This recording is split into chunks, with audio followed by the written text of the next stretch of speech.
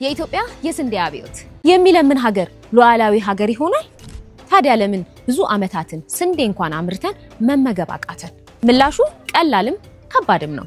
ግን ኢትዮጵያ ከስንዴ ልመና ወደ ምግብ ሉዓላዊነት የተሸጋገረችበትን ያንን አስገራሚ ታሪክ እናስቀድም። የመጋቢት ወር ትሩፋት የሆነው የስንዴ አብዮት ሀገራችን እንዴት ከአፍሪካ ቀዳሚ አምራች ሀገር ለመሆን ቻለች?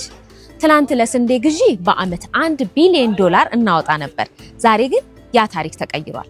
በጠቅላይ ሚኒስትር አብይ አህመድ አነሳሽነት የተጀመረው የመስኖ ስንዴ ልማት ኢትዮጵያን የራሷን ፍላጎት አሟልታ ለውጭ ገበያ የምትተርፍ ብርቱ ሀገር አድርጓታል። ቁጥሮቹ ተአምር ይመስላሉ፣ ግን እውነት ናቸው።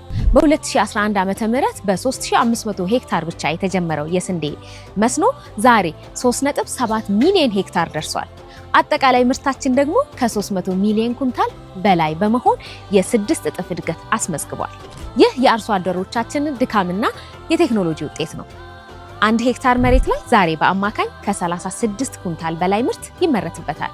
ይህ ስኬት የውጭ ጥገኝነትን ከመቀነስም ባለፈ ለሌሎች የአፍሪካ ሀገራት ትልቅ ተሞክሮና ለኢትዮጵያም ኩራት ሆኗል። የመጋቢት ትሩፋት የሆነው ስንዴ የብልጽግናችን ማማ ማሳያ ነው።